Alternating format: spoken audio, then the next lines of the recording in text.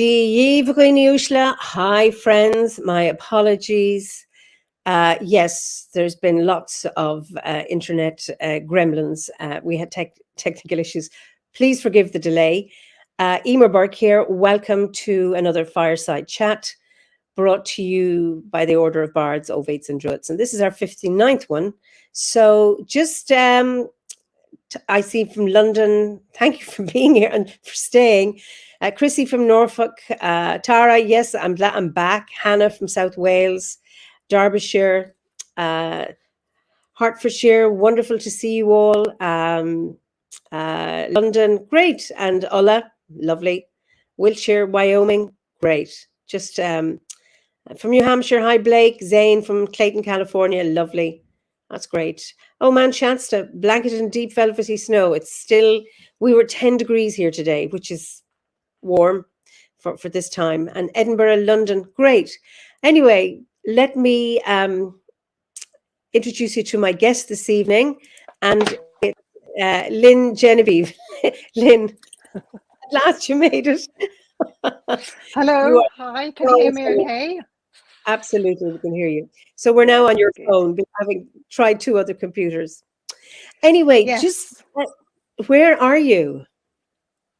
Well, I'm currently on the west coast of Scotland, and it is my home now. But I'm obviously not from here by the sound of my accent. But yeah, west coast of Scotland, a peninsula called the Ardnamurchan Peninsula, which is the peninsula itself has a lighthouse on the end, and it's the most western point of mainland Great Britain. So it has sort of quite a lot of fame attached to it. Yeah. So what brought you there? Oh, well, that's a long old story. I've been here living in this house for almost 4 years with my husband, John. And but we came up to Scotland some 7 years ago. And we came up and lived on an island for a while, but it was not a forever home. We were renting a place on an island. It was off grid. It was all very exciting. And a completely different life. When I say off grid, people often think, oh, generators, making your own electricity and being self-sufficient. It wasn't that kind of off grid. It was a holiday home that had no electricity, but it did have gas. But it was set up for summer holidays. So summer holidays in Scotland. So it had one tiny little fire and no other heat in the house. But we stayed there and lived there for 4 summers and 3 winters. So it didn't put us off Scotland at all. We liked it so much, we thought we want to live on the mainland. So we ended up in this house. It has a delightful Gaelic name. And the house is called Fascug. And I don't know what that would be in your Irish Gaelic, but Fascug or Fasca, depending on where you're from, means shelter. So is it very similar to the Irish for shelter? Oh, Scaw is shadow. Scaw, okay. Shelter is Scaw. It's also shadow, shade. Shade. Oh, right. So yeah, shelter here is Fasca or Fascug. And that's the name of our lovely little house. But yeah, I mean, there's lots of pre-story in why did we end up in Scotland and things like that. It depends how far back you want me to go. What's the most interesting? Well, what's the most interesting? Well, as a woman of a certain age, I rather like that this is broadcast number 59 because that is my age. So I'll never forget now, I'm broadcast 59. And women get to a certain point in life where that used to be called the change. My mum used to call it the change because you didn't mention it. You just sort of said the change. And for many women, it is a change. It's a huge change. And for me, it was a bigger change than most people have. I've had a lovely life and I'm having a lovely life. I'm somebody who I think has always been lucky in that I see it as quite a magical life. I think a term I might use these days is I'm a manifester, if you like, in that I'm very lucky in that if there's something I want in my life, I work towards it. and it does magically happen. But how much is magic and real magic? I mean, there's an awful lot of synchronicity in life when things go well. And midlife, things seem to break down. You know, the classic, I wasn't unhappy, but I was unstable. Things, you know, hormonally, work was stressful, all sorts of things were happening. And in a space of a year, I've written about this in talking about it from the point of view of a Selkie tale as a woman, sort of finding her skin in midlife. And that's why I took the name Selkie. I'm Lynn Genevieve, but Selkie is slipped in there in the middle there, Selkie.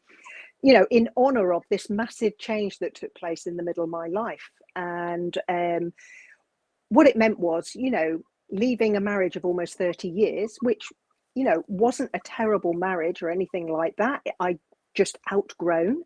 But I was stressed at work, and, you know, life was very different. We'd had a big upheaval in life where we were living in a different place for family circumstances, and that lifestyle didn't suit me. It was all, it sounds quite exciting. It was all sort of living near London and doing lots of parties and having lots of excitement. But I liked my quiet country life. And I think that was part of what caused more stress, you know, what with work and home. So there was nothing nasty going on. I just didn't, I was in the wrong place all of a sudden. And one of the results was to lose a massive amount of weight, which is what took me to the Selkie story, in that I literally had a new skin. I mean, this happened over, this is some 11 years ago now, this happened to me. But I was a different looking woman. When I first came to OBOD, I can remember my very first OBOD meeting was a Mount Hemus meeting in Salisbury. So I should be able to pinpoint the year for that. So whenever the Mount Hemus in Salisbury was, and it was the one where Philip did his presentation. So, and I famously, I was an on-call midwife, and famously my bleep went off in the middle of one of the lectures. And I felt dreadful because I couldn't find it in my pocket, you know, and this bleep's going off and somebody's giving this Mount Hemus lecture. And it's the first time I've met all these OBOD people. And I felt really embarrassed about it. So I bought his book afterwards. And it's a very good book. It's called The Other Side of Virtue. So just so I plug it there. And I was basically, I was a very large woman. I was a lot bigger than I am now. I weighed about 110 kilos. And and that was at the time I just started my studies with OBOD.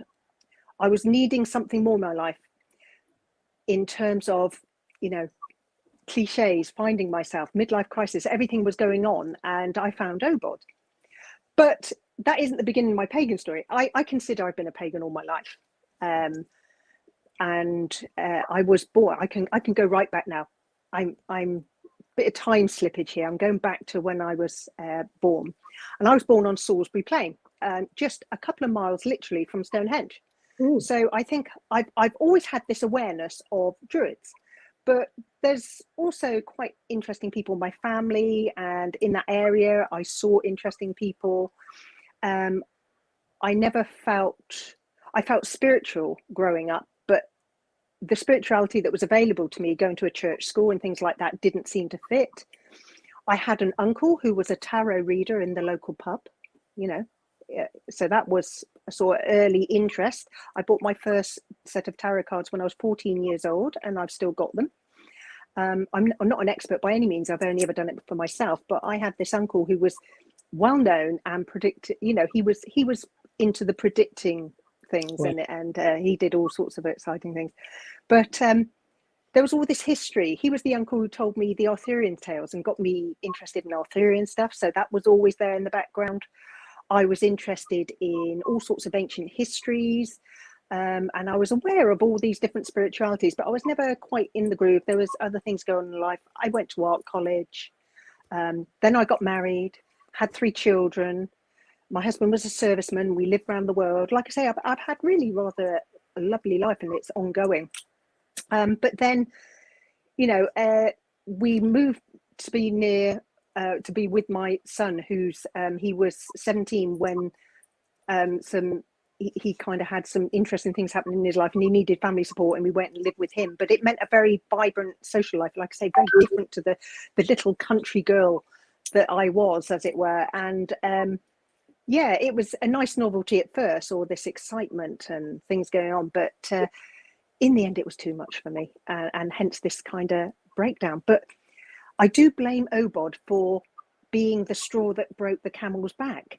You know, synchronicity, call it what you will. At that time when I was just thinking, you know, I'm not sure this life's for me, what am I going to do? I can't just walk out on the family, you know, everyone's happy and it's all very lovely.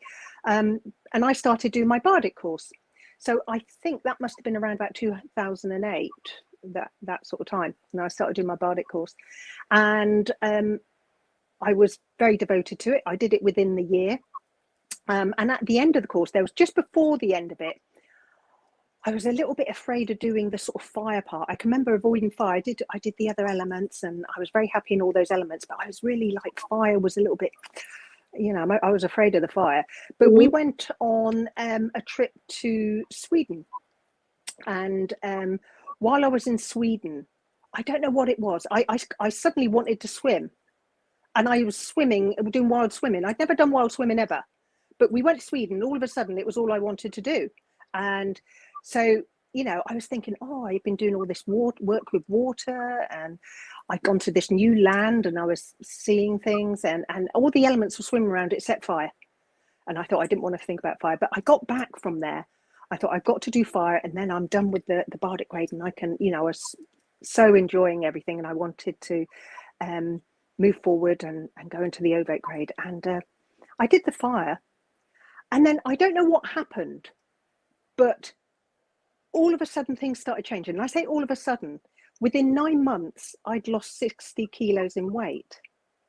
And in 9 people months. thought I was ill, but I wasn't. I mean, it was an incredible physical change. And that's when the Selkie story really resonated with me. And I thought, I found my skin. I'm back to the person once I was imbued in this spiritual life that I wanted, and I was stepping back from the excitement of the rest of the family life.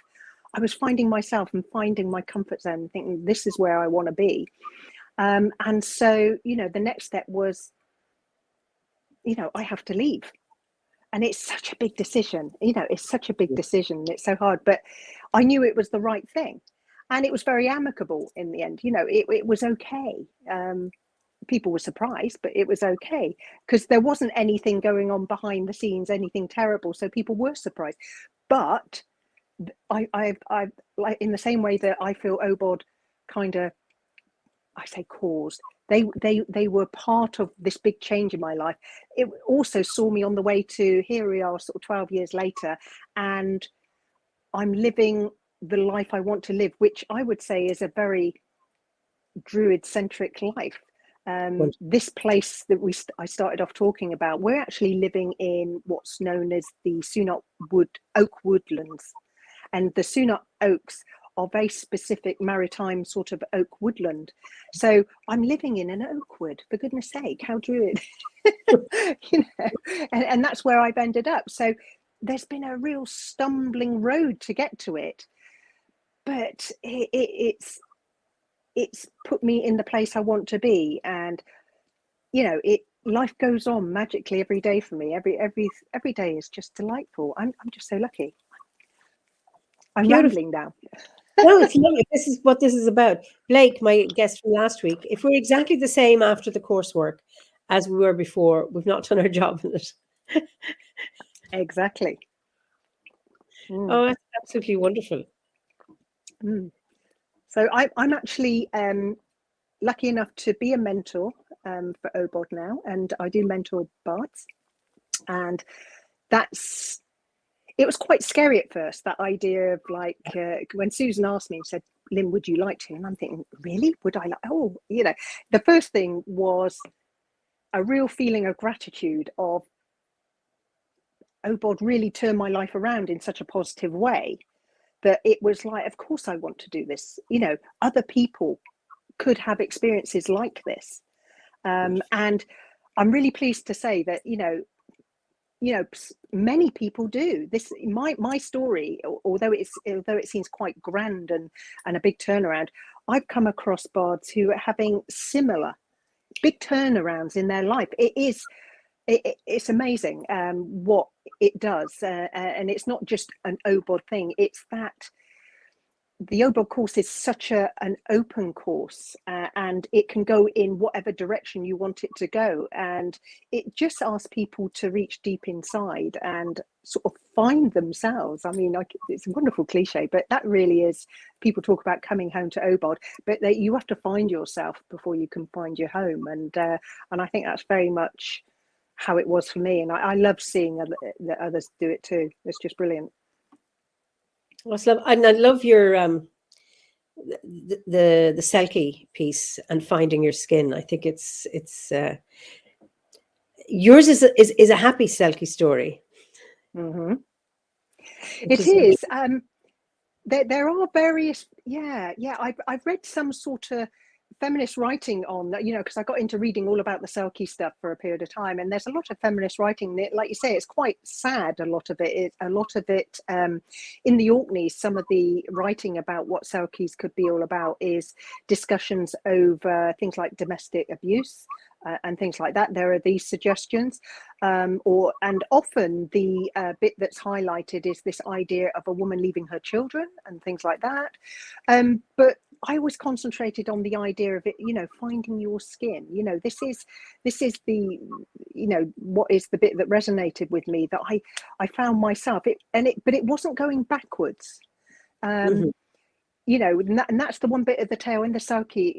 She goes back to where she was, and I didn't feel I'd gone back, but I just, maybe it had taken that far into my life to find that skin that I was comfortable in. And that's probably true of men and women. I don't think it's just a female thing, but for many of us, it takes a certain maturity. We have to sort of move in our lives and get to a certain point where we're comfortable in our skin, and can be ourselves. And I think not everybody ever reaches that, sadly, but if you can be comfortable as yourself, then what more is there?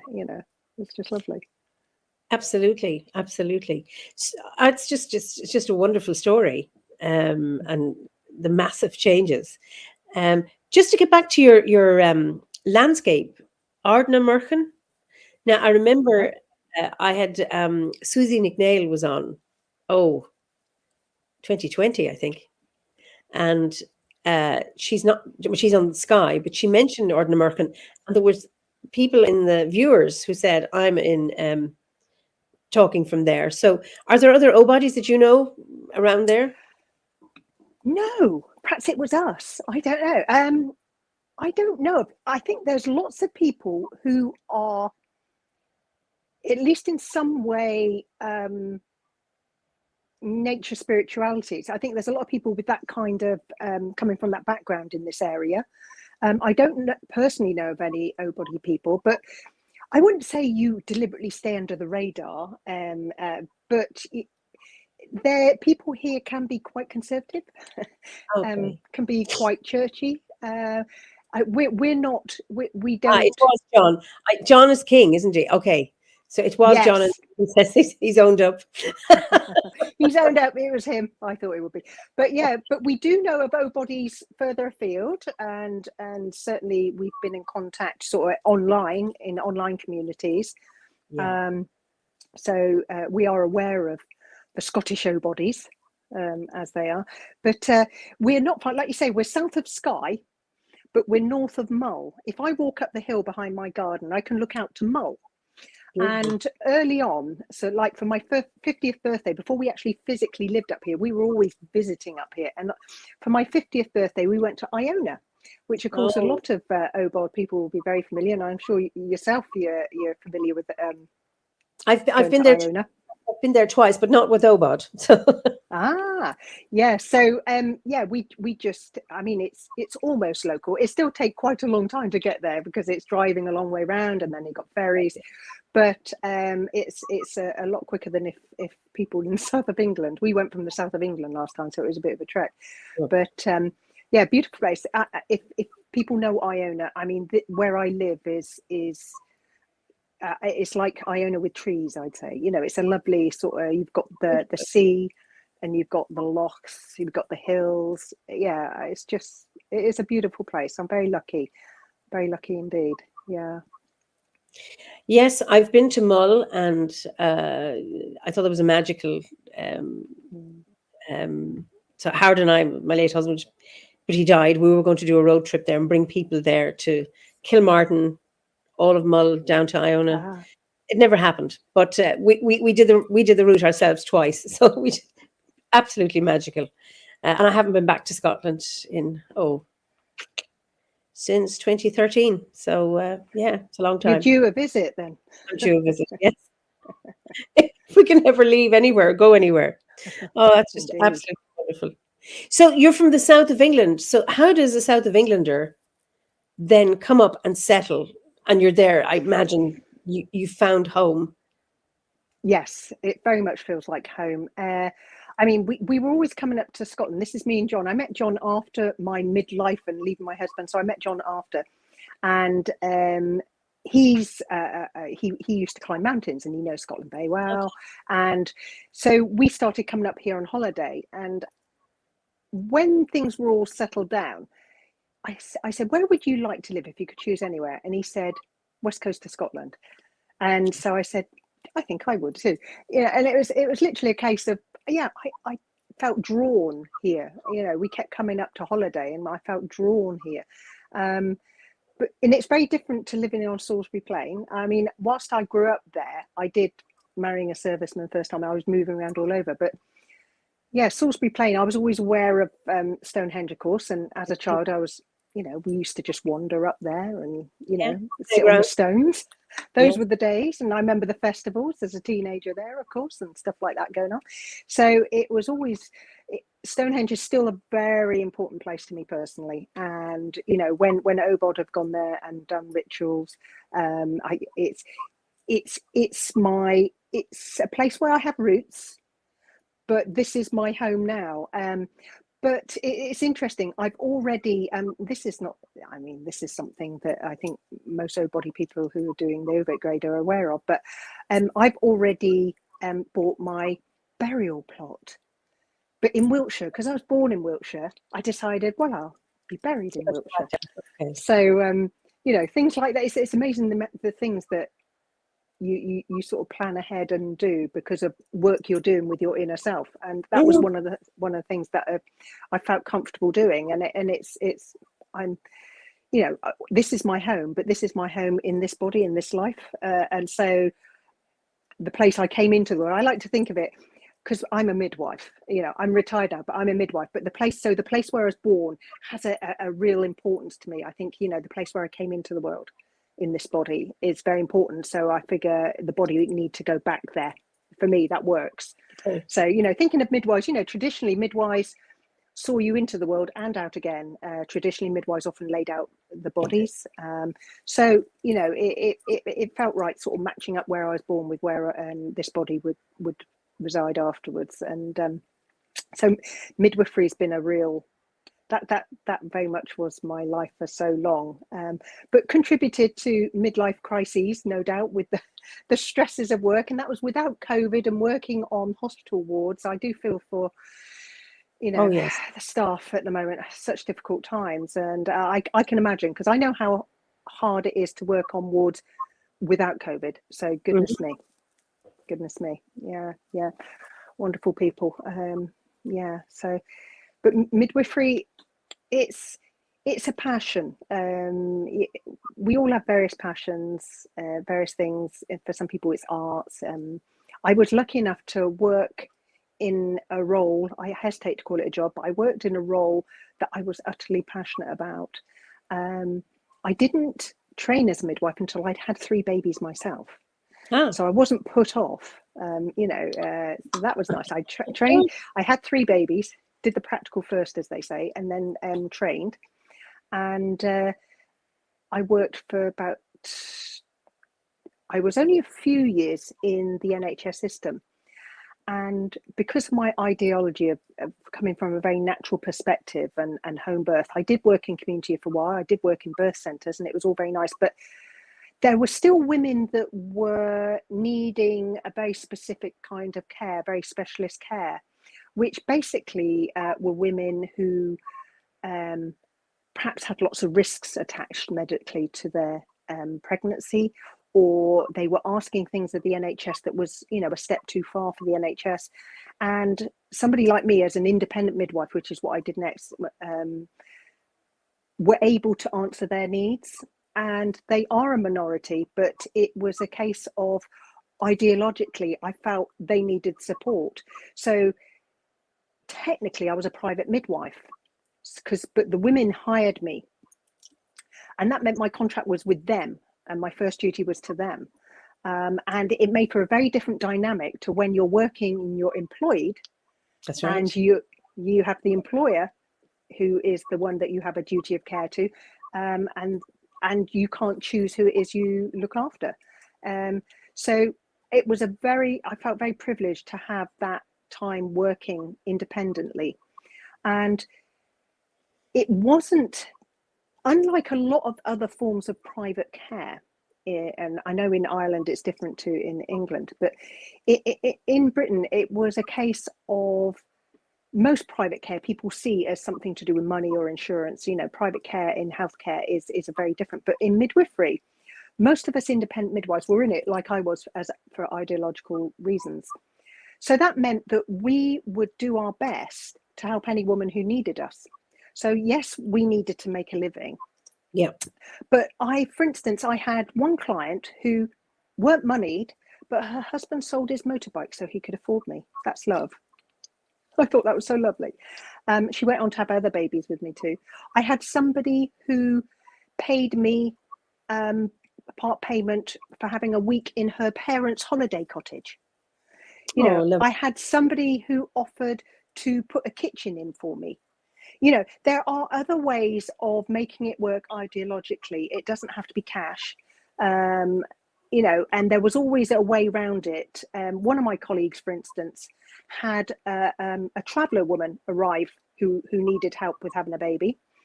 And she used to send her money whenever she had money, regularly. For years, she used to send these little checks to my friend to pay her. And my friend kept saying, no, it's okay.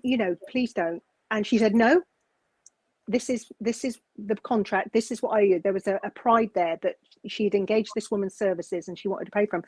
And that's the point of that kind of relationship. It's two-way, it's equal. And that's what you don't always get when you've got an employer. There's so many duties of care all over the place. But when a woman engages you, you're equal partners in that relationship. And many of the women that I cared for are still friends. How could they not be? And it's lovely to see these kiddies growing up, and goodness me, some of them are adults now. That's just slightly frightening, but there again, I am a grandmother myself. So somebody says, Brigitaria Artemis says, blessed be all midwives, a most divine calling. What strikes me is because there's so much fear when people talk about midwifery or obstetrics and childbirth, it takes great courage to be an independent midwife. And I know there may be more favourable towards independent midwifery in the UK. We have them here because my daughter was born just behind where I'm sitting. She was born in this room almost 20 years ago. And I was 42. So I was old and or considered, well, my son was born when I was 39, very elderly. Which really pissed me off. But anyway, there were lots of obstetricians who were very anti-independent midwives. And when I have friends who are independent midwives, and I just admire their courage and my midwife, I had tried the first time to have a home birth and it didn't happen. So I ended up having a cesarean section. And my midwife says, you can go again. The obstetrician says you can have a normal birth, but never a home birth, not after a cesarean section. And my midwife says you can. And it was like, here's somebody who trusts me. Now, I trusted me. And Hannah says I was 45 when I had my sixth. Ancient. Well done, Hannah. You're sixth. No, I'm impressed. I only had two. But just the faith, having trust in the woman herself to to give birth, to trust in the midwife, and in the process of birth. Now, I know childbirth isn't always safe. I mean, women have died and babies have died. That's not dismissing it, but just to engage in it, because for me, I felt the process had been taken away from me. No, I'm not blaming anybody through having had a cesarean section. So the second time was to be able to.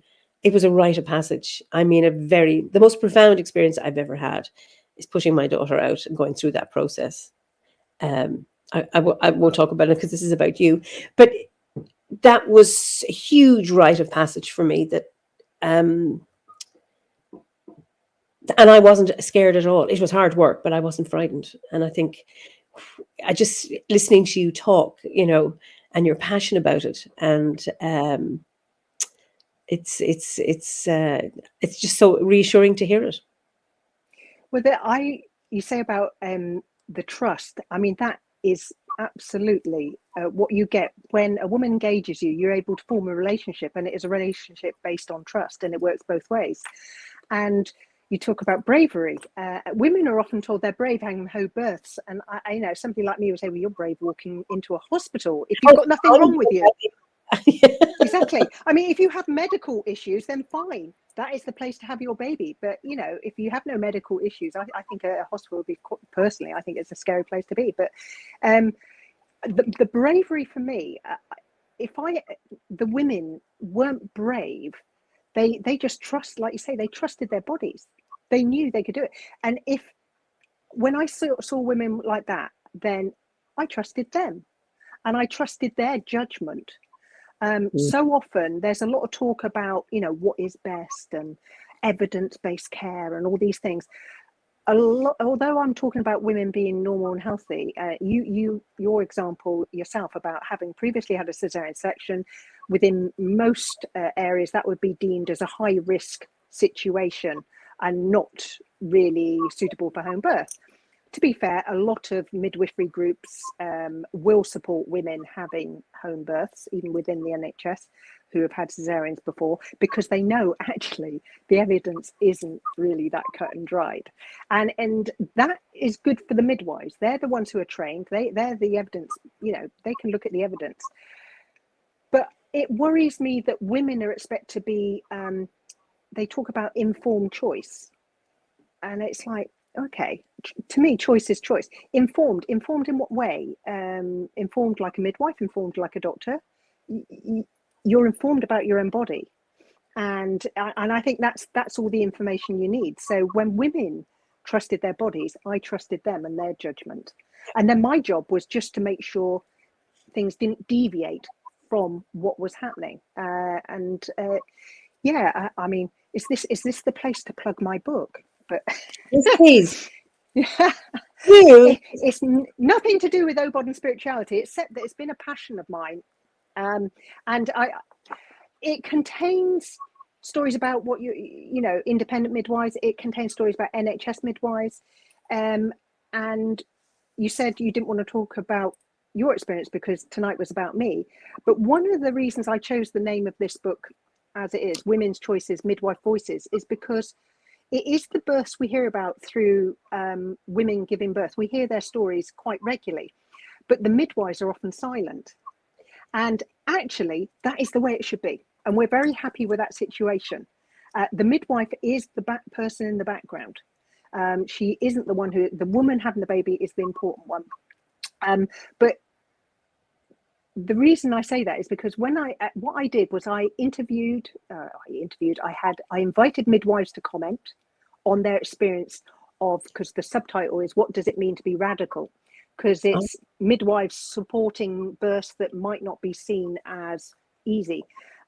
One of the reasons I chose that title was because when midwives talk about their job, they always end up talking about the women giving birth. They're not talking about themselves. So I thought I'd test the theory, and I asked them. So I'm asking the midwives, what does it mean to you to be radical? And the only way midwives could really express it was by talking about the women giving birth that they'd attended. And that's the language we speak in, because the midwife is behind the woman. And so it has birth stories. It has a lot of politics, I have to say. It's, with a radical in the title, it's going to be politics. But I've been part of an organisation called the Association of Radical Midwives for over 30 years. And they're a charity, and they support midwives and women who have, who are interested in birth, if you like. And all the proceeds from the sale of this book are going to their charity, the Association of Radical Midwives. So you find the title if anybody wants to support the charity, or likes reading about midwives. People want the book, where will they find it? Well, it's on Amazon. I know that's not everyone's favourite place, but it meant that for doing something for a charity, there was no outlay, so there was no money that had to be put out, and that you do get quite a good money back for the charity. And I did it that way, having another friend of mine had done a charitable book, and I'm not just flogging books. I had a poem published in here, but getting back to OBOD, it's a poem that is based on my experience as a druid. So stories from home in this book. I was asked if I'd like to. I wasn't confident enough with my short stories yet, and so I submitted a poem. And I'll tell you about this poem because it's all about my other name, Rhiannon. So in the Mabinogion, so hopefully this is familiar to most people. Rhiannon in the Mabinogion, I was fascinated by the story because it's a story that contains midwives, but they're terrible midwives. They really are.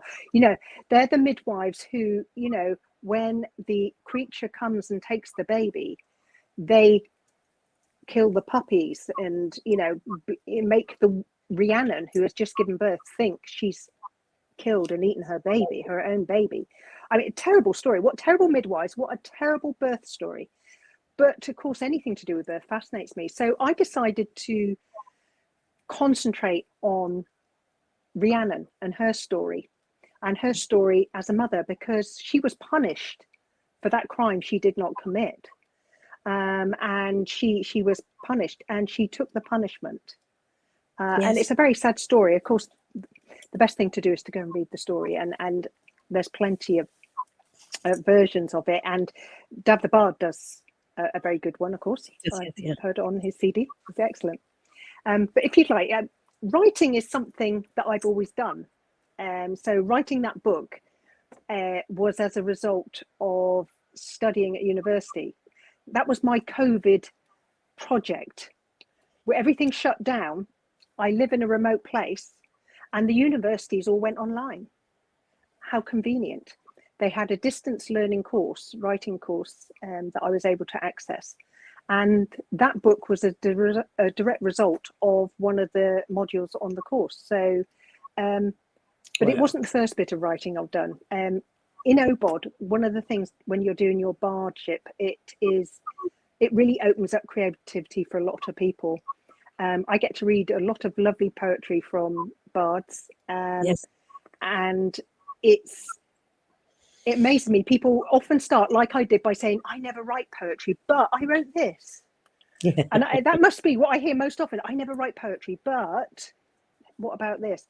And that's how I always was with poetry, because I'd written articles professionally. That was mostly what I did as writing.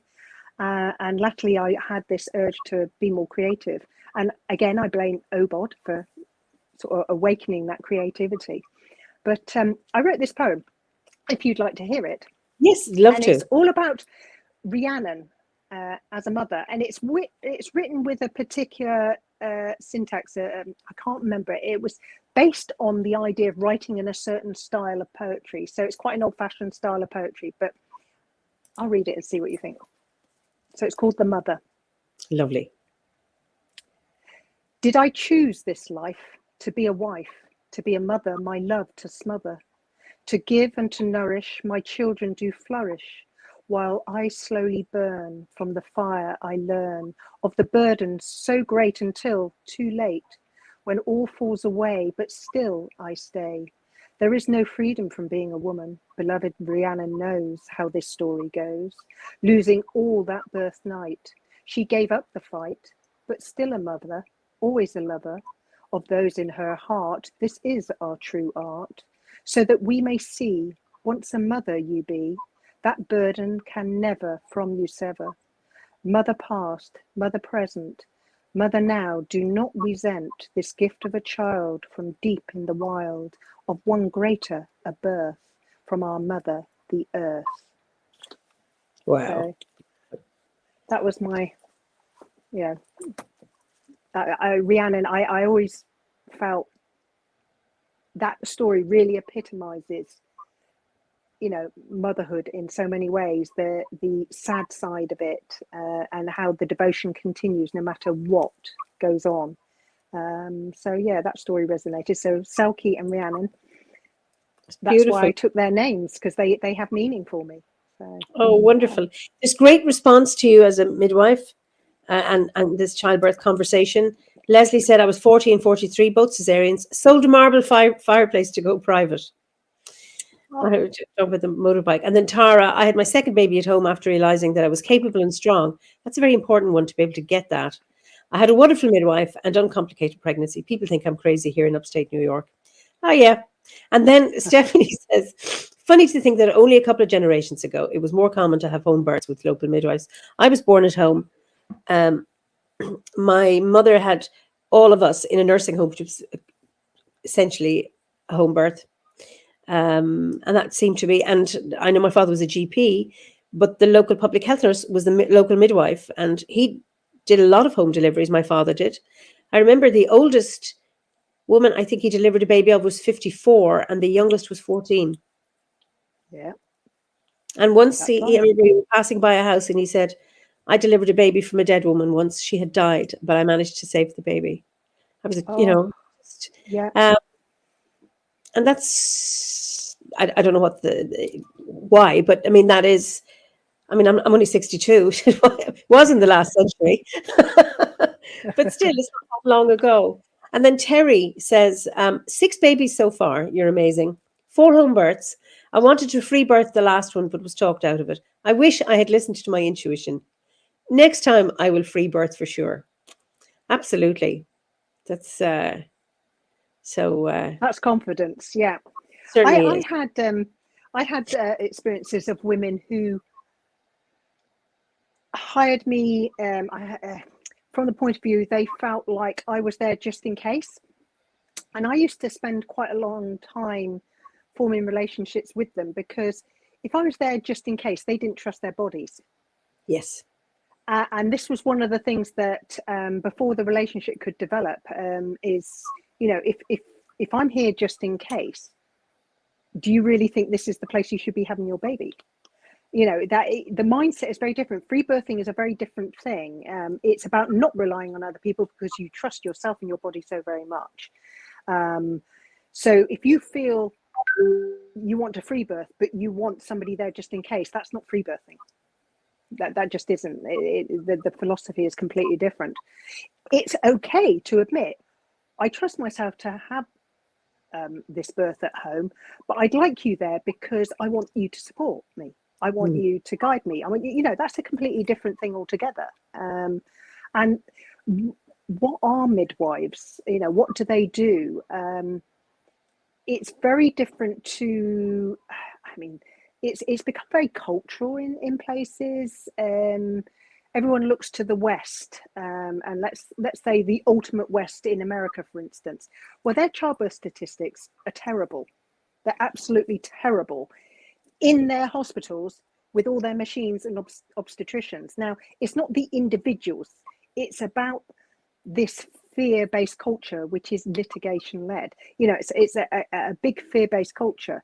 And you can go to somewhere like, I would say, the Netherlands, and they have a lovely, more real sort of sense of what birth is. And they still have, I believe it's about 30% home birth with midwives as normal for them.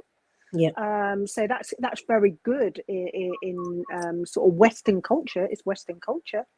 And I believe their stats are better than America. So midwives are cheap and effective, basically. So yeah, I could certainly talk about birth all day. There's no doubt. It's an important thing. like you say, you were born at home. I was born at home. I had my last baby at home. I have 7 grandchildren and 6 were born at home.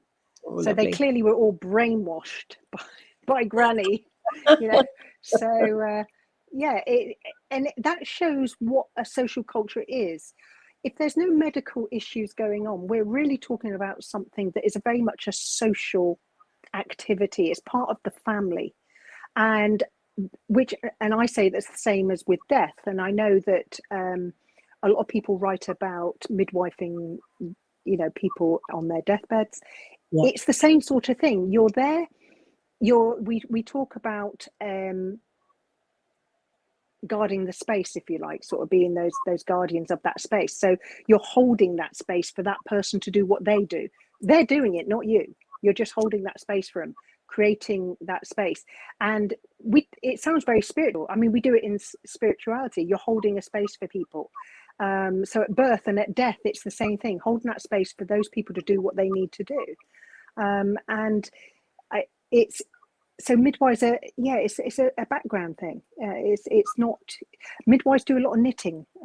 You know, I come across a lot of midwives I know anyway, because you don't want to be doing things to the woman all the time. That's She's right. there doing her thing. You don't want to distract her. So I think the knitting is to, you know, keep the midwife busy. I think I remember, I'll just share one thing. I said I wasn't going to. Yeah, I remember that's all right. I had a birthing pool, and I remember being in it, and I had 4 gossips around me. So I had 4 women friends plus Howard and my midwife. So being really, really held. And I remember thinking, this must be what it's like when you're dying. You know, I'm doing this on my own, and I've people around me, and they're supporting me and holding the space, but I'm doing this. So I'm giving birth alone, just like I will when I pass over. I will die alone, and I will pass through that veil. And I mean, essentially, when you're giving birth, okay, the baby's passing through, but also you are. There's some, you're changed forever having given birth. And I remember thinking that, and it wasn't a frightening thought at all. You know, it was, oh, this is really interesting. I'm very You grateful. remind me of a woman I cared for at a birth centre, and she was in a pool, and interestingly, she was actually Irish. I remember her accent, and she got very warm in the pool, and all of a sudden she said, "I've got to get out," and it's like, okay, and she got out and she said, "I need to go outside." And we opened luckily it was sort of had a patio type situation, so we opened the doors and she just started wandering around this garden, and it was like, okay.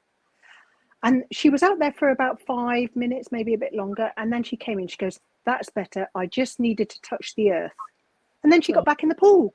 And I was like, oh, she knew what she needed to do. And then she had her baby. But Brilliant. I was, and this was before I was more involved in my spirituality the way I am now. I get, you know, it's throughout my life, I've had those moments where I've thought, what is going on here? There's something. You know, it's wonderful. You know, we had, yeah, it's obvious now. There were all the elements were present. We had candles burning. She had the pool. You know, she had to go out and touch earth. She had to complete her elements to All give the birth, elements. which I thought was fabulous. You know, now when I look at it, and there's so many stories. The stories around birth. I mean, we women wax lyrical about all these stories, and they're so wonderful. What's nice is to be able to hear and share positive birth stories. Because unfortunately, I've seen this with my daughter and daughter-in-laws, you know, amongst their friends. You know, my family had these nice home births, and it's all very natural. But so many of their friends are having a real hard time and scary time, and the stories are very dramatic. It's like, no wonder when you see a film or a drama, birth is depicted as something terribly frightening, and you know, people have this view of it, and it's like, that's not really reality. We're creating that situation, the melodrama around it. So I say to people, if you've got a positive birth story, just tell everyone. Just keep these positive birth stories, because people very quickly want to tell you the negative ones, sadly. But even when I was an NHS midwife, my first twin birth at home was an accidental one. So, because the NHS wouldn't normally, I mean, they Yes. have done, but it wouldn't be usual for the NHS to plan a home twin birth. And I was a midwife on call, and I got this call, and it was like, Lynn, quick, you've got to go to this address. There's a woman having twins. And I'm like, oh, okay. Yeah, okay. So I'm on my way. You're the nearest person, so I know she's out in the country. I'm on my way, and they said the paramedics are on their way too. Great, okay, so I'm not going to be on my own. Okay, grand. I get there, and the paramedics had got there just before me. You know, they've got a blue light and everything. So, and I walk in, both paramedics. Thank God you're here. The midwife's here. Thank God you're here. And they're like, and afterwards, I had this conversation with them, and I'm like, you know, it was a completely normal birth. Both babies just fell out, like they do. I mean, that was why she was caught short, because it was a quick, uncomplicated birth. And that's why she ended up having to call for help the way she did, because her husband was too far away to even come. You know, the paramedics got there, then I got there, then hubby belatedly. It was just the way it was. But afterwards, I'm talking to these paramedics, and I said, you go to road traffic accidents. You go to some terribly traumatic things, fires, all sorts. And you're afraid of birth? A couple of babies falling out of a woman's body? I was just like, I didn't understand it. But it's that fear that's imbued around birth, the same as death. You know, I've been in a hospital situation where an elderly person at the end of their life takes their last breath, and the emergency bell's pressed. Why are you pressing the emergency bell on somebody who's taken their last breath? And, you know, the room fills with people to check, you know, what's this? And you think, why can't it be peaceful? Peaceful birth, peaceful death. It's like, it's part of life, these ends, you know, coming in and going out. And it would be so nice if they were peaceful. I mean, sometimes they aren't. Of course, there are situations, but there are many times. I saw a poem today on Facebook. I don't often check in on Facebook. I'm not big on it, to be honest. But I was looking at this poem, and it was all about, and it started off by saying, when the person takes their first breath, don't do anything. And it goes into this, just take a breath with them and then sit. And it goes through this poem, and I thought, yes, that's it. You know, just stop. They've stopped. You don't have to do anything. You don't have to rush and do anything. You just sit with them. And it was a lovely poem. I must look it out and share it, because it really was a beautiful poem. Yeah. End of life, beginning of life. You know, it becomes an obsession as a midwife. I know amongst our ranks in OBOD, we've got lovely Christopher Hughes, who writes about the other end, about death. And I've read a lot of his work, and there's a lot of resonances with the you know, with what I do. And I appreciate his words. And he writes from his experience of, that's his work, that's his life. It crosses over into his spirituality. And for me, I can't help writing about birth, you know, even though I'm, you know, creativity, a poem, it has to be, you know, it's a poem about a mother. And I'm doing more and more writing, more creative fiction, and I can't help writing always about birth. It's what it's going to be for me, for writing, because I'm writing what I know, positively. Absolutely beautiful. So, I mean, I'm going to cough. Yes, I do have a bit of a cold. It's nothing serious. It is just a cold. Thank goodness. So it's like Blake says, apparently his birth was 90 minutes of labour, start to finish. Very lucky. Guess he had things to do and people to see. People told me, you know, I was 2 days coming into the world, which was true. And both of my children were 48 hours. My contractions were 48 hours. They just took their time. And Julia, my labour with babies halved each time. The last was barely 20 minutes after walking through the hospital door. Wow. That's the way to do it. I speak quickly, I walk quickly, but give birth very slowly and was born slowly. So I think I've been trying to compensate for my slow initiation into this world, but then my kids did exactly the same thing to me. Anyway, it's just beautiful. It takes as long as it takes. Yes, and Sive says we should sit in silence and just sit in silence and honour them. And I suppose that's those who are passing and those who are coming into the world. Yeah. Okay. Oh, yeah, and Hannah, she had many children. The longest was 8 hours, the shortest half an hour. Wow.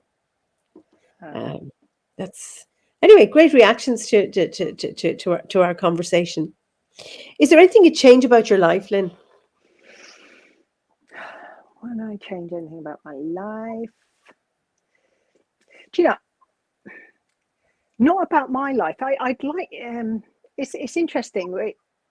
Me and John have had similar conversations. You know, that we feel very content where we are, how we live.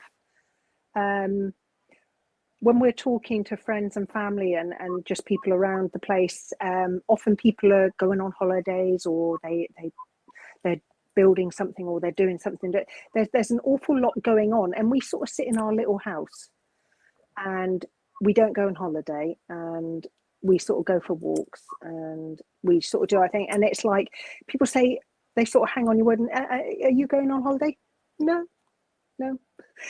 When we lived elsewhere in a busy place, we used to escape to places like this, if you like. Okay. Now we're living here, we don't feel the need to escape anywhere. You know, contentedness is the thing. People talk about, are you happy? And I say, better than that, I'm content. You know, it's like, happiness to me is like a peak, and you can only have troughs. If you can have a peak, you can have a trough, you know. But contentedness is just sort of, is there. And that's where we're at. And, you know, the sort of $6 million question, what would you do if you won a lot of money? And it's like, do you know, there's nothing I want. How lucky am I? How lucky am I that I can say that?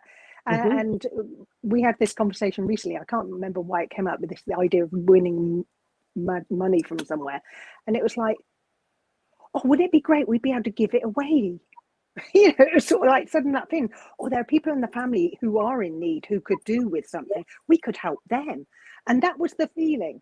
We both sat there and say, well, there's nothing we need. What would we do with it? Yeah. And what a privilege to be in that place. And it is beautiful.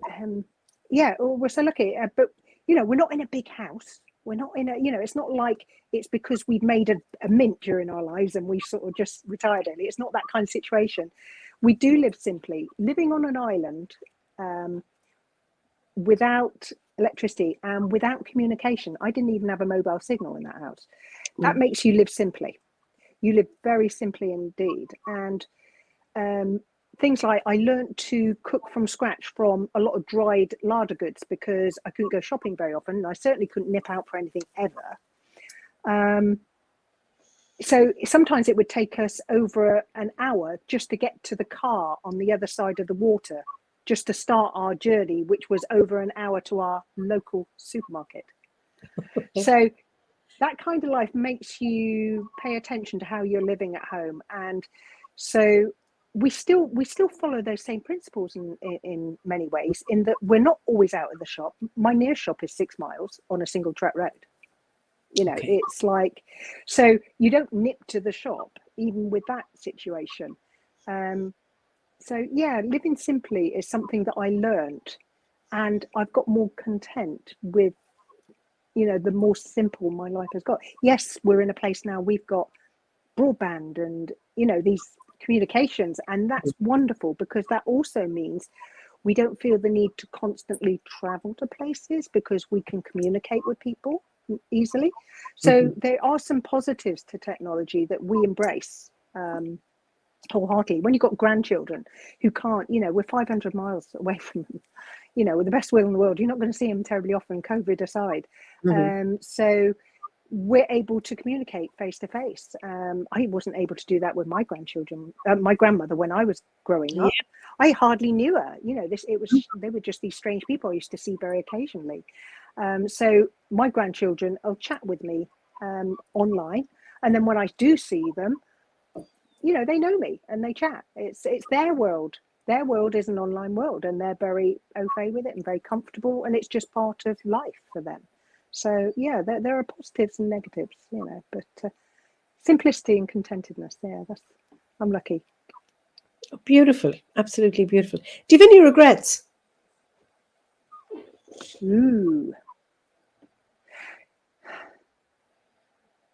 Regrets. Nothing that makes me, you know, wish I could go back in time, put it that way. Not in that sense. Yeah. I once read something that said, somebody who said they didn't have regrets, but they felt sorrow. And it's that kind of feeling, really. It's like, it's not exactly regret, as in, like I say, if I could change it, I would. It's more like I feel sorry for what happened, but I've moved on. You move forward. So, yeah, I can't. I'm lucky in that I've taken a long time to get to where I want to be, but that's okay. The long path to where I am now, it doesn't matter that it took half my life to sort of move into this space of living this more daily spiritual way. I almost don't want to call it spiritual, but the fact that I'm a druid and I go walking and live in these wild areas and, you know, talk to trees and, you know, feel that you're communing with nature all the time. That's become so normalized to me. I forget sometimes who, you know, sometimes I'm talking to, what is it? People call them muggles. You know, if you're talking to other people, you know, and you start talking about talking to a tree and all this, and they look at you and you think, oh, you know, I forget how normal that is for me. And so you do have to rein yourself in sometimes, or I do, because I could just sort of talk about these things because they're every day to me. You know, going in my garden, feeding the birds, talking to the birds. Currently, we've got a regular deer who comes and eats the bird food, and she literally, if I go out there, if she's around, she'll come running down the garden. Now, I won't feed a wild animal by hand, so I don't encourage her. I have to shout at her to say, stop, you got to wait till I put this food out. It's not for you, it's for the birds. And I'm like that, you know, and this deer, and she stands there, you know, sort of 15, 20 feet away and waits for me to put the bird food out. And it's like, I know she's going to go and eat it. There's nothing I can do. I'm not going to chase her away completely, but I won't feed her by hand. She probably would, but you don't feed to me. They're wild animals. I'm not encouraging them. It's just, if she happens to turn up when I'm feeding the birds, she's got to wait her turn. That's all, you know. And that kind of joy in seeing these animals, you know, living in this place where I have those experiences almost daily, you know, it's very much a privilege, and that's why I love living in the country. I am a country girl. You know, Wiltshire was very rural where I grew up on Salisbury Plain, and you know, I was still, even as a child, I was always going to the woods, you know, and I lived next to a woodland. My dad still lives there now. So when I visit my dad, who is 87, when I go down and visit him in the house I grew up in, there's the local woodland that I can just wander in, and there's the hills, and there's barrows, and, you know, it's Salisbury Plain, Stonehenge up the road, you know, all these things are there. So it's a type of home, but it's the home of my roots rather than my sort of heart's home, which is in this land here. It's a beautiful place. If people haven't been to Scotland, I mean, now's the time. I think staycations rule. You don't have to go overseas to have a beautiful holiday, you know. That's right. So do you, I mean, you're talking to the trees and your daily connection. Do you actually have a daily practice? I kind of do at the moment, particularly. I've my daily practice has usually involved going out and walking, and then communing with certain trees, spending time out. It's very much an outdoors practice. So that's been mostly my daily practice. Currently, actually, I suppose I can share this, is that I'm continuing my studies at the moment. One of the things I'm doing it's a DFA, it's a Doctor of Fine Arts. I'm studying for this, and it's what's called a practice as research doctorate, which is a bit different to a PhD. A practice as research doctorate involves, so it's an arts and humanities research. And for some people, that can mean the actual creating their art is the practice, and the research they do within the creativity of their art. So that can take all sorts of forms. So for me, I've chosen to use my spiritual practice as my research. So I'm formulating some very specific daily practice to access creativity. And it's still, I'm still working on the fine bit. I've only just started doing this. It's a very recent thing, but it's going to take me 3 years to complete it. But in the next touchstone that comes out, Penny very kindly is going to be sharing a call to other academic OBODs. And I've written a little piece for Touchstone, inviting anyone who is in academia and doing a PhD within their spiritual practice. And the idea is that we can support each other, because this will be an unusual stance to take in academia and universities. It's a very different view in how you approach your research, because it's your spiritual practice, or it is to do with your spirituality. So I'm interested to see if there's any more OBOD members out there who are doing this kind of research or have involved their spirituality within their academia. And that's specifically what I've sort of called out to see if anybody is interested in sort of getting together online and supporting each other, really, because it's quite an interesting field. And the Mount Hemus lectures show where these can go, where people who are doing academic research around the spirituality that's very relevant to Druids. I love the Mount Hemus lectures. It's interesting, that was the first OBOD thing I went to, was a Mount Hemus lecture. And I'm now interested in the sort of academia and spirituality elements of it. Yeah, full circle. So Ferdiet says there are many Druids and OBODs in UK academia. Yeah. So, I mean, so it's a doctorate. What is it? Practice? No. It's called a practice as research doctorate. Practice a DFA. Yeah, a DFA is a Doctor of Fine Arts, basically, rather than a PhD. A PhD can be still based in a spiritual realm, but it tends to be more. I hesitate to say reductionist research, but it tends to be more the traditional side of research in various methodologies, shall we say? Yeah. But, I just love that. That's just so open, wide. That practices research doctors, wonderful. And I think a number of people. Stephanie said she'd love to do something like that. That's wonderful.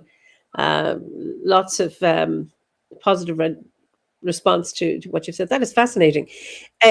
Can you tell us what practice that you are, or can you share that? What is it? I can. Yeah, it's like I say, I'm still kind of formulating it in some ways. But what I learned right at the beginning of my OBOD studies was when I immersed myself in daily practice with doing the BARD studies. Yeah. It had an amazing effect. It changed my life ultimately.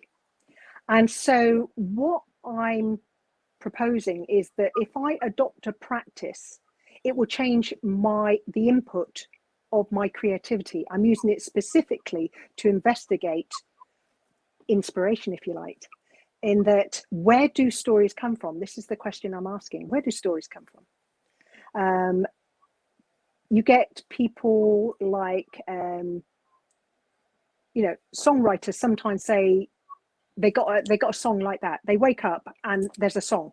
A lot of OBOD people, bards, I've come across it. People say, this just came to me. I don't know where it came from. Where is this coming from?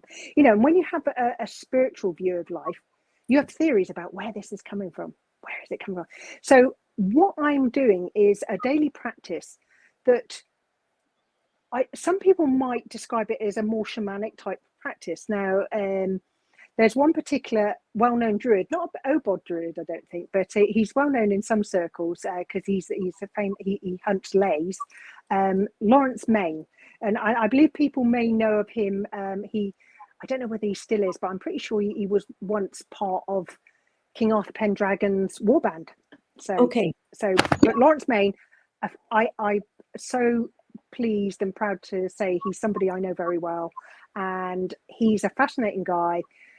And he once said to my husband, when John was talking about druidry and shamanism, and he pointed out, he said, "What's wrong with just saying druidry?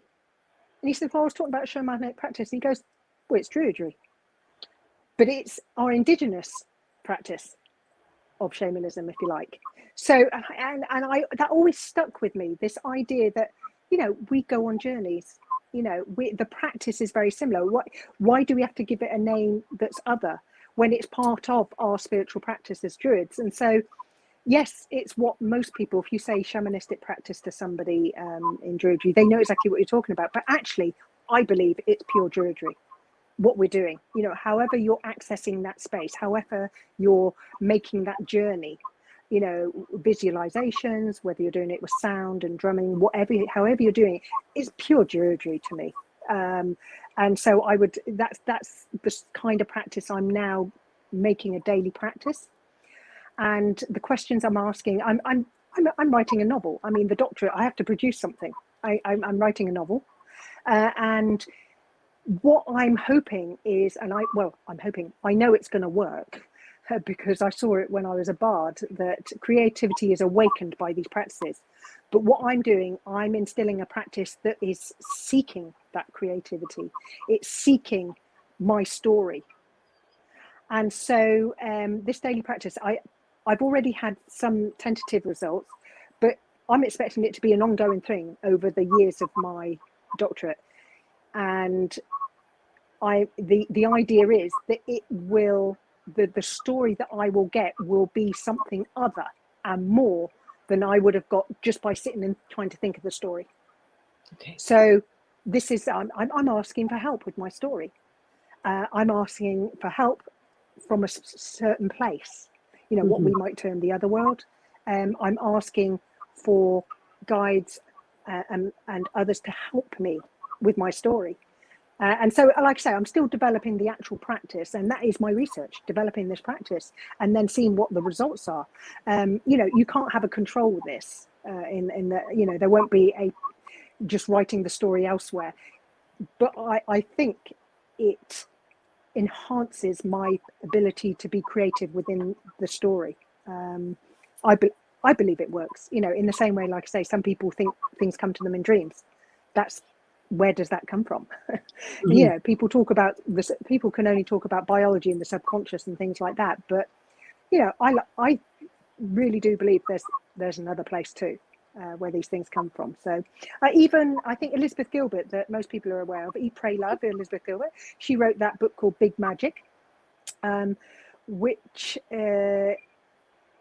is, she talks about in one place in it, she talks about how she believes stories are out there on the ether for anybody to sort of grab, because she's had the experience of writing a story and then meeting another writer who's written exactly the same story, and she says it's out there.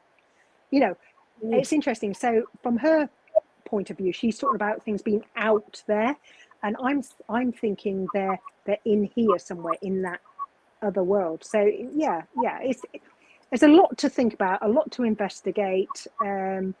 I'm quite happy to spend 3 years at least investigating it. So yeah, do I have a daily practice? It's developing. It's going to be a different daily practice as time goes on, as I develop this as part of studies, but it's enriching my own personal Druidry in all sorts of ways I couldn't imagine. So yeah, it's taken me new places. Oh, wonderful. Catherine says, I would love to meet Druids who work in a professional fine arts and academic area. For many years, I haven't met anyone who's involved in a national exhibition in the UK. I would love to find artists for setting up exhibitions and blending spirituality into art practice. I don't know where you are, Catherine. I take it you're in the UK. But yeah. So this is just fascinating. Absolutely fascinating. Yeah.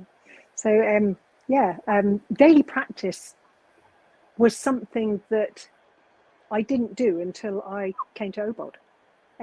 I tentatively pre-OBOD.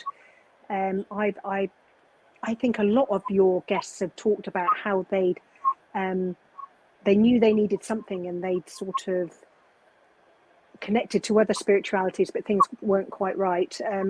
I was married to a serviceman, and for a time, the only sort of ritual that was available to me was going to the church with the, you know, and I did that, and I can remember enjoying the ceremony and ritual of the place. I did, and I still do. If I'm in a Christian church, a service anywhere, it's a lovely thing to be a part of, and I thoroughly enjoy it.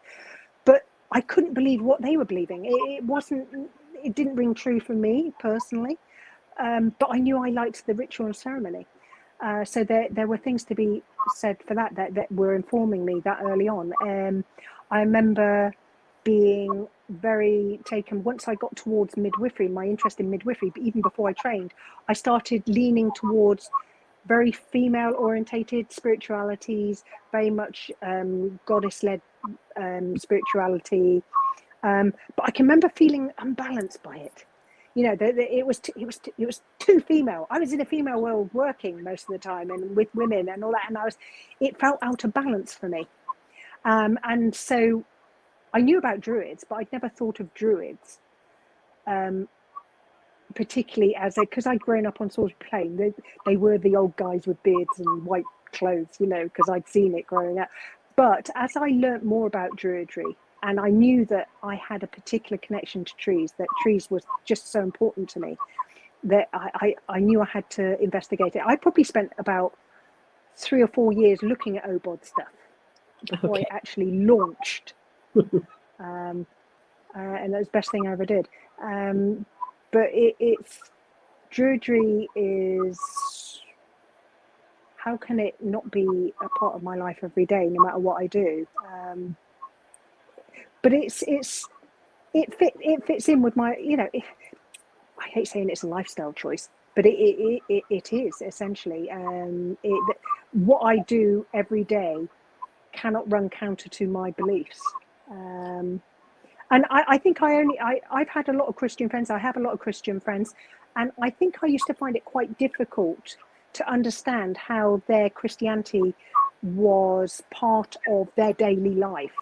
I never quite understood it. And now I understand. Now I understand that how their spirituality was part of their daily life, because it's part of my spirituality is part of my daily life now. And so it's normal for me. I see Ava's from Belgium, and I'll just put it up here. It's not. Yeah, when I have to create a ritual or something like that, I found that asking for help makes such a big difference. If I try to do it on my own, things sometimes feel a bit forced. Then I ask for help, and often 5 minutes later, I'll have an idea that's just way better than my original attempt. Have you found that? Yes. Yes, that's exactly the sort of thing I'm talking about. You know, this is it. Asking for help is very important, and it's all there in the teaching materials in OBOD. I mean, they're so cleverly laid out. I remember, you know, things seem obvious. You read things and you think, oh, well, that's really obvious. But it's the experiential aspect of the OBOD materials that I think are just so key. I've always been a big reader, read lots of books. I can remember reading lots of spiritual books, you know, and they were various pagan ones. But it wasn't, I was reading about it all the time. I wasn't doing it. You know, and I did that for a long time. I read about it and I thought, I know about these things. I'm reading a lot about it. But I knew nothing until I started doing. Yeah. And that really, really was the key. And doing the course. And it was all because it was self-led in my own time. And it was immersive for me. It was a daily practice every morning. I've always been an early riser. And I've all my life with family, with John now, I still get up about 1 to 2 hours before anyone else in the house. It's just the way I am. By the way, this is way past my bedtime. I hope you know. Way past. I feel honoured that you stayed up. I've had a bit of caffeine to keep me going. But yeah, so I'm an early riser, and that was my time when the house was quiet. For that year, I'd get up and all the dogs wondered why I was up every morning and not taking them for a walk. And I'd sit and do my practice, and I'd spend, you know, and I'd study my materials and do any practice. Then the dogs would get their walk, and they got used to that. It suited me. I'm lucky. That's the time of day that works for me. It meant that although the family, then I was living with my family, weren't spiritual people like me and not that way at all, it didn't encroach on them. You know, there was no conflict going on, and you know, they knew what I was doing. I just didn't do it in their presence.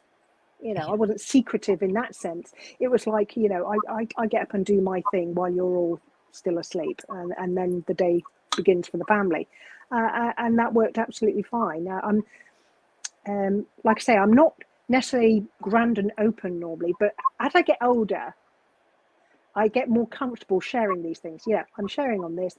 You know, I probably couldn't have been this way 10 to 15 years ago. It wouldn't matter. I wouldn't have been happy sharing how I feel about these things. You know, it was also terribly private. But now I'm so comfortable in my skin. You know, it's like, it's me. It's just part of me, and it's the way I am. So I'm happy to share it all. Hence, I'm happy to share it in the world of academia. I can remember I had to decide how I was going to. I didn't enter the doctorate with the idea I was going to do this spiritual practice as my practice. Oh, I okay. thought I was going to be, because my novel is set in prehistoric times. And of course it involves a midwife. It's got to, it's the idea of you know, a wise woman who her role is seeing the babies into the world in her group. And you know, I thought I was going to be doing archaeology research to imbue my book with its realism and everything. But then I decided that, you know, a wise woman in them times, you know, reading about indigenous shaman and all that, and I'm thinking, no, I need to come from a different perspective. And I remember going to my supervisors, and I wrote, I had my first meeting with the supervisor, and I said, brace yourselves, I've decided to do something different. And I said, I'm going to do this spiritual practice. It's, you know, it's who I am. It's what I do anyway, but I'm going to develop this practice because I believe the creativity that I will receive from it will be far greater than reading about archaeology. I mean, I'll do a bit of that as well, but it isn't going to be the base of my research. It's going to be this. And they were totally open, and this sounds great. Let's see how it goes.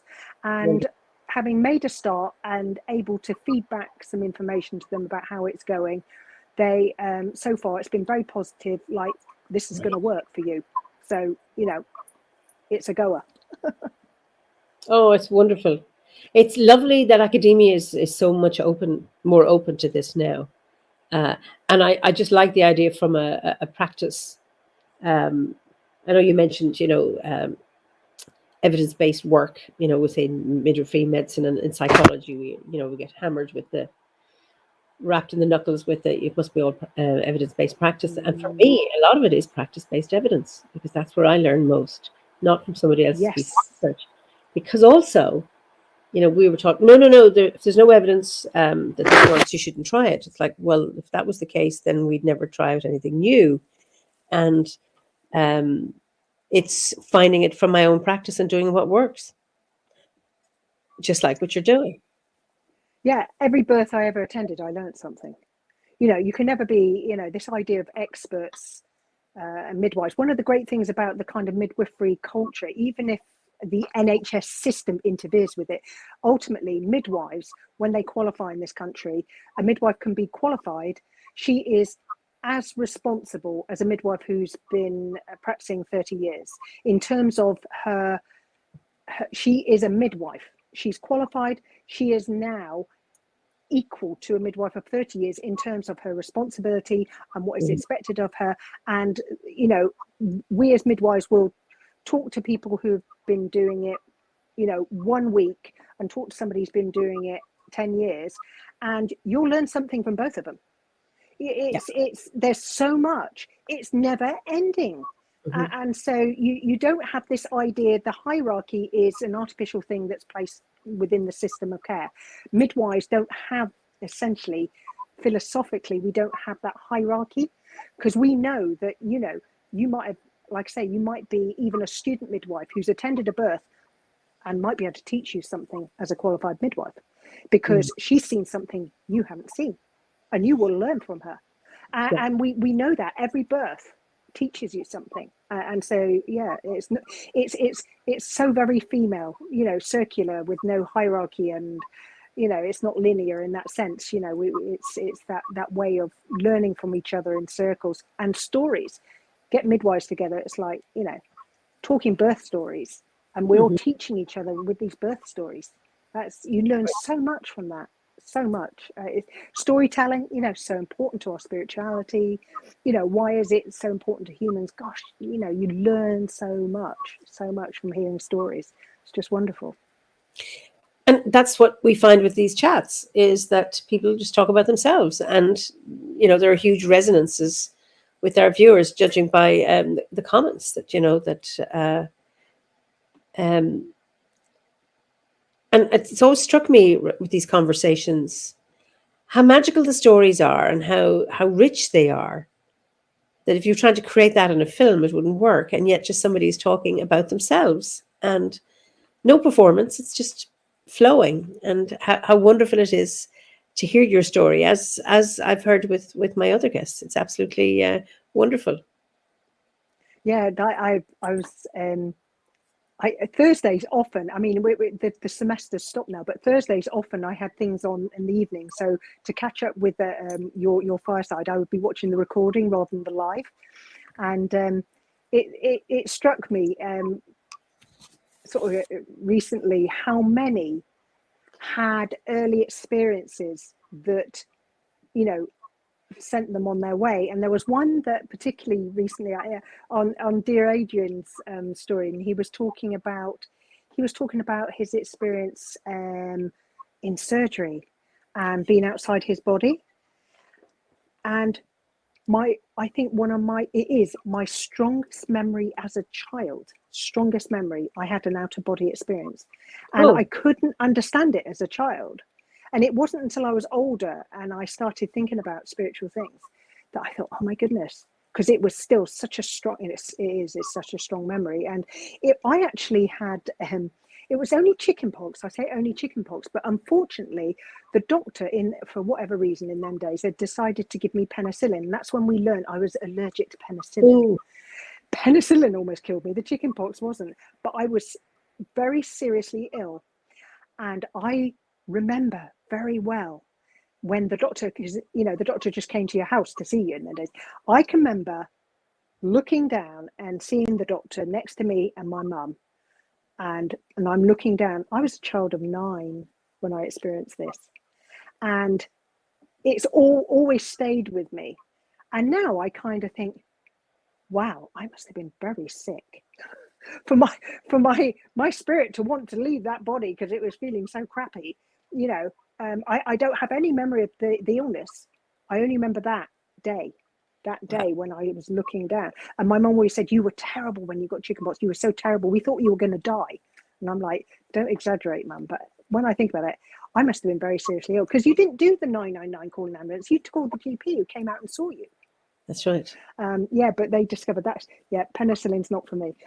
So, I'm just curious, did you hop up before or after you'd had the penicillin? After. It was the penicillin that made me sick. The chickenpox apparently wasn't too bad.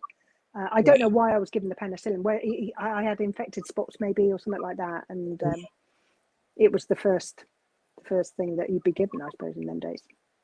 Ooh, yes. Not nice to have that. Yeah. And it's interesting, your mother saying we thought you were going to die, but I mean, she would have sensed you going. Yeah, I wonder. Yeah, my mum was a proper old country woman, as they say. She grew up in literally in a very sort of poor situation. She had 6 brothers and sisters, and her mum brought up, post-war. She was on her own with the 5 that were left at home. So my granny, she died before I was born. I never knew that granny. She died of TB, pre-NHS days. Yeah. Hard lives. So my mum had a hard beginning. I was always very aware. She always shared stories, these country stories. And my mum was a very superstitious woman, proper country superstitious. I mean, everything. She would pick me up every day on anything, I love crusts, but I wasn't allowed to cut both crusts off of the loaf. I had to work through the entire loaf before I could have the second crust. You couldn't put shoes on the table. Everything. Don't walk under the ladder. Everything. Superstition. But she also used to be very up on some of the country cures. And I remember getting a wart, and she did the broad bean. Went and got a broad bean from the out of the garden. My dad did grow vegetables, and she took the beans out, and then the inside of the broad bean she rubbed on my wart on my forehead. I was a kid. And then she says, I'm going to go and bury it now, but you mustn't know where I bury it. I said, really? She did. It worked. So I used that on one of my kids growing up, who had been, I mean, they were a teenager, and they'd sort of been to the doctors and got all these various horrible things to get warts off the hand. It wasn't working. I said, well, we could try Nanny's old country cure. You know, I had to go to the supermarket to get the broad beans. Yes. But we did it. And I went and buried it in the garden. I said, the secret apparently is it's got to be a secret. You mustn't see where I bury it, otherwise it might not work. And it worked. I was a little bit skeptical, but it worked. Who knows? Because my sister used to talk about, I don't know, somebody had told her about this, again, for warts. It wasn't a broad bean, but it was a bit of bacon, a rasher. And I think you spat on it, and okay, Pat now rub on it and bury it. Pat from County Down, our wart cure was rubbing with spuds, then chucking the potatoes into the churchyard. I had to sling them over the church wall on my way to school. How many warts did you have, Pat? That's really interesting. And Salve wants to know, was your mother also from Wiltshire? She was a Wiltshire woman. Yeah. So yeah, Wiltshire born and bred. My dad's family were originally, in fact, my granddad was a proper Cockney, born in the sound of the Bow Bells and all that. He'd grown up initially in Peckham until he came to Wiltshire in the war. And that's where he stayed. He's in the house that his parents brought him to post-war. A city boy brought to the country. Yeah. Yeah. Yeah, and he's been happy in that house. You know, it's his house. Yeah.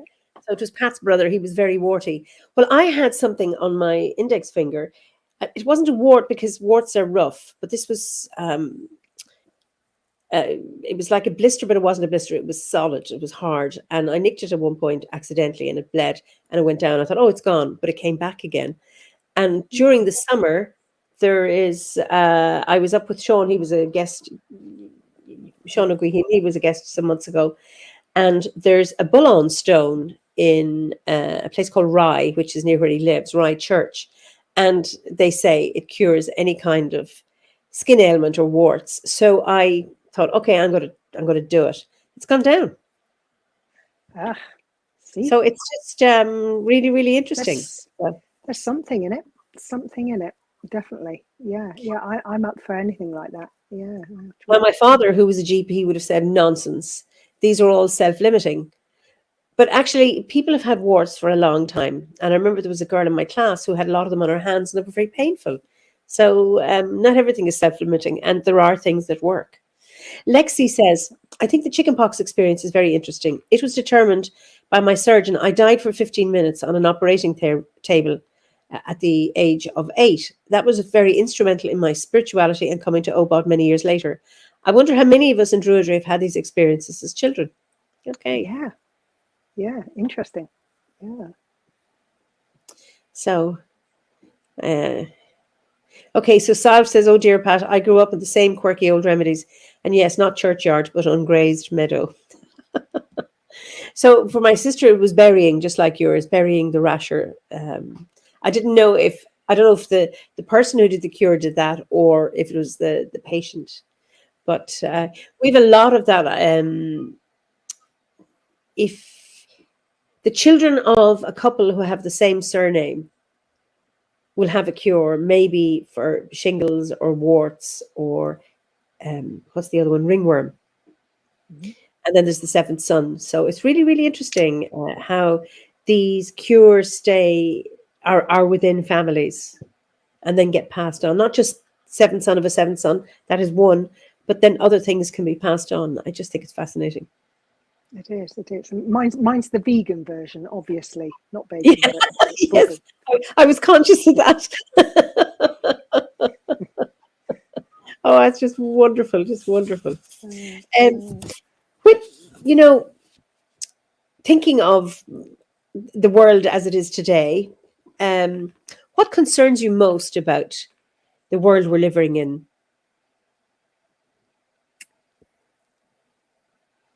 I think, I do hate politics, but it's slightly political. But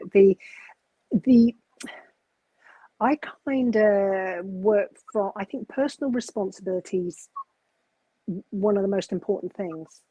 And it's something that often only comes with maturity, maybe. It's probably the only thing that I struggle with the NHS. The NHS is just the best thing ever. It's just so important that we keep it, and I love it, love it, love it. We really need to hold it safe. But the one thing, a bit like governments go more and more towards this idea that you will be looked after. I have a personal, it's an antagonism for me that when you're looked after, it's like you're relinquishing responsibility. And the health service, as we know it, does quite often, and we've discussed this with giving birth, the kind of obstetric systematic view is to be paternalistic, to, we'll take care of you, you do as you're told, and everything will be all right. And that isn't the way it is. Women, in my experience in midwifery, is that women who take responsibility do very well. They know themselves, they know what they can do. And they don't want to be looked after. They want to look after themselves. Now, if they need help, they will ask for it. And when I was with women, if they needed help, we could ask for it. But in trying to impose something on somebody, one of the things, this is probably quite old-fashioned, but I think some doctors still use this kind of psychology. I've actually been present, I can't tell you how many times, when a doctor has made a comment like, well, if you were my wife, then either I wouldn't let you, really, or and it's like, actually, doctor, what you would do in your family isn't relevant. And women used to often say to me, Lynn, what would you do? And I say, well, it's irrelevant what I do. Actually, it's actually irrelevant. And what we need to talk about is your circumstances and what your needs are. And I really avoided it because it was that kind of, paternalism, which is set up in the system, and it's set up, in political things as well. If you give people responsibility, then they're more likely to take it and actually. And then I think that becomes such a wider thing there. I've just used the health issues as an example, but in life, the choices we make with, say, energy, the choices we make with whether we go on holiday and drive and whether we fly, all these choices, give people, instead of giving people permission, which people will then, well, it's okay because so-and-so says, no, make people responsible for themselves and their lifestyles and how they do things. I giving people not permission, but giving them, empowering them to do everything so that they can make choices for themselves. And choice, it always comes back to choice for me. With good education, people make very positive choices. With, good relationships and trust in relationships, people will come from a much more responsible place. And so personal responsibility, I think people need to be more empowered to make positive choices for themselves, and not hand over responsibility all the time. Children need guidance. That's different. Up to a certain point, we need to guide our children and take responsibility for them. But at some point, we let that go and allow them to take that responsibility for themselves, and not, parent them forever. In that sense, you're a parent always, but you don't have to parent them like they're a child always. Self-responsibility is a key word. That for me is something I feel is just really important in life. Okay. Condescending attitudes are by design in removing the mother's power of autonomy. Paternalism is very undermining. This is Hannah. The midwives would not listen to me on my fourth, and my baby ended up getting stressed. If they'd listened, it wouldn't have happened. Then Julia says, we live in a nanny state. Well, I was just about to say that paternalist attitudes can affect men too. Men enter, like I say, my only real experience particularly is with the health service, and men get looked after as well and hand over responsibility. it's just it's a system. It's not sex based in that sense. It's No. it affects us all. Yeah. So what gives you hope then?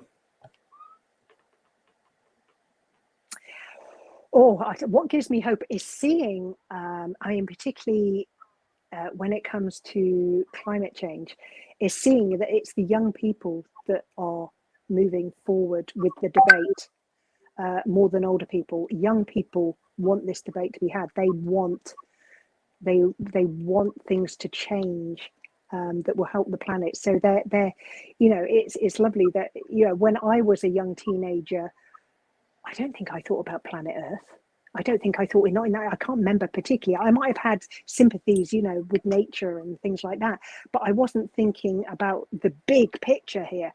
Whereas young teenagers have that mindset, they have that knowledge, and they want to move forward with changes, and they're prepared to give things up for that. You see so many that are prepared to make lifestyle choices that they know will be better for the planet, and that's what gives me hope. That it's the young people that are doing it. It doesn't really matter what the old. We can all make changes with our maturity and as we change, but as long as the young people keep moving forward, there'll always be hope. Always. Yeah. It's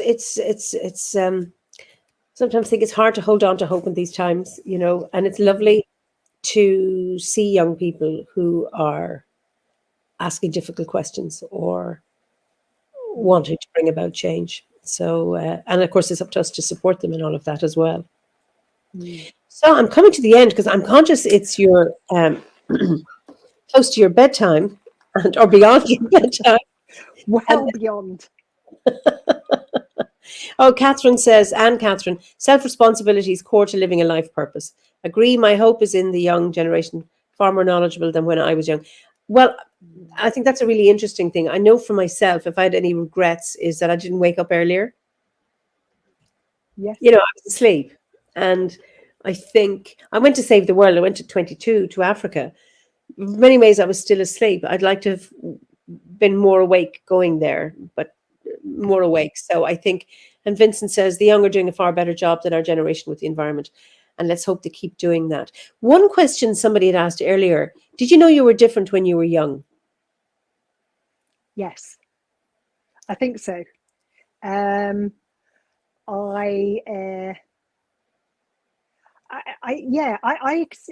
tended to exhibit it by how I dressed, the way of being different. I felt very comfortable in outrageous dress.